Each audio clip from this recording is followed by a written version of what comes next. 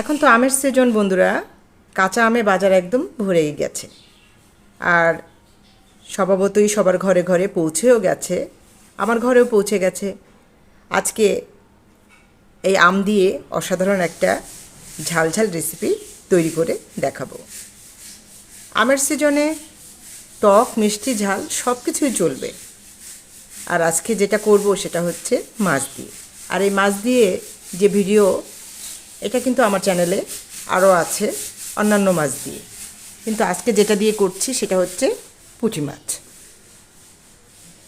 আমগুলোর খোসা ছাড়িয়ে নিয়েছি, এবার ফালি ফালি করে কেটে নিয়েছি। By the way, welcome back to my channel Lipi's daily infotainment.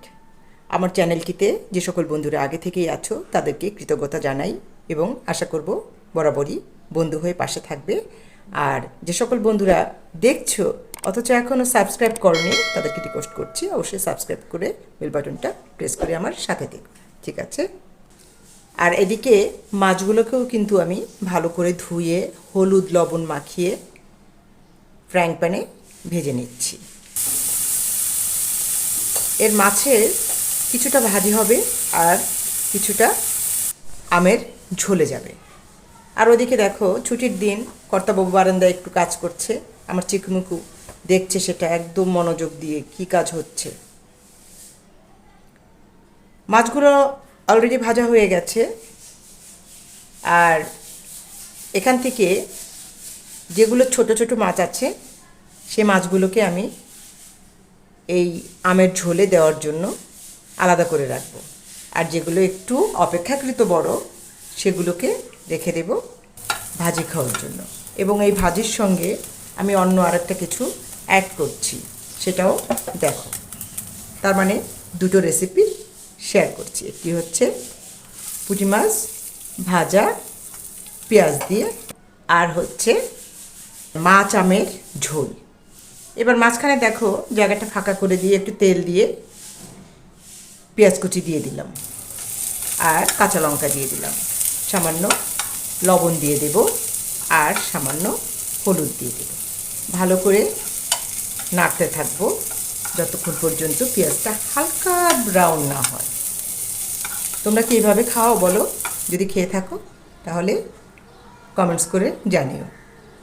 অনেকদিন পর গাছে একটা জবা ফুটেছে, বেশ কিছুদিন গাছটা ফুল কম দিচ্ছিল, আজকে একটা জবা দেখলাম। আর এদিকে পেঁয়াজটাও হয়ে গেছে, মাছটাকে পেঁয়াজটাকে একসঙ্গে ভালো করে নেড়ে চেড়ে মিশিয়ে নিচ্ছি। আর তৈরি হয়ে গেছে কিন্তু আমার ফার্স্ট রেসিপি, যেটা হচ্ছে পেঁয়াজ দিয়ে পুঁটি মাছ ভাজা। নামিয়ে নিচ্ছি বন্ধুরা। এরপরে চলে যাব দ্বিতীয় রেসিপিতে, যার জন্য কড়াইতে তেল দিয়ে সেই কড়াইতে আমি হাফ চামচের কম হবে সরিষা ফোড়ন দিয়েছি, আর দিয়েছি একটা শুকনো লঙ্কা ফোড়ন। এবার আমটাকে দিয়ে ভালো করে নেড়ে চেড়ে নেব আর সামান্য লবণ আর হলুদ দিয়ে দেব। তারপর ভালো করে আরও 1-1.5 মিনিট ভালো করে কষিয়ে নেব। কি হলো বন্ধুরা, একটা লাইক কি পেতে পারি? যদি মনে হয় তাহলে লাইকটা দিও, ঠিক আছে? এবার পরিমাণ মতো জল দিয়ে দেব। এই আমের ঝোলটা একটু পাতলা হলে ভালো লাগে, মানে বেশি ঝোল দিলে ভালো লাগে। গাছে নয়নতারাও ফুটেছে। আর এদিকে দেখো আমি একটা কাঁচা লঙ্কা ভেঙে দিয়ে দিলাম। এবার আমটাকে একদম নরম হওয়া পর্যন্ত কুক করে নেব। আমটা নরম হয়ে গেলে মাছগুলোকে দিয়ে দেব। গরমের দিনে এই রান্না খেতে কী যে অসাধারণ লাগে বন্ধুরা, কি বলবো। একটু চেখে দেখলাম, একদম গালে মনে হয় টকে থাপ্পড় মারছে, তাই তো আরও খানিকটা লবণ দিয়ে দিলাম। এবার নামিয়ে নেব। নামানোর আগে একটা বিশেষ মশলা ইউজ করছি, যেটা হচ্ছে ধনিয়া এবং জিরার ভাজা গুঁড়োটা ছড়িয়ে দিয়ে নামিয়ে নিচ্ছি বন্ধুরা। তৈরি হয়ে গেছে কিন্তু আজকের পুঁটি মাছ দিয়ে আমের ঝোল।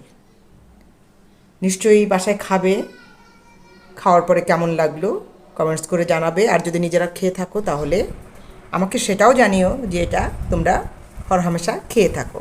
পুঁটি মাছ ভাজি করলাম আর আমের ঝোল করলাম পুঁটি মাছ দিয়েই। আশা করি আজকের ভিডিও ভালো লেগেছে। আর যে সকল বন্ধুরা এখনও দেখছো অথচ সাবস্ক্রাইব করোনি তাদেরকে রিকোয়েস্ট করছি আবারও সাবস্ক্রাইব করে বেল বাটন প্রেস করে আমার সাথে থেকো। আর পরবর্তী পর্যায়ে আবার নতুন কোনো ভিডিও নিয়ে ঠিক সময় মতো তোমাদের কাছে চলে আসব। সেই পর্যন্ত অপেক্ষা করো। ভালো থেকো সবাই, টাটা।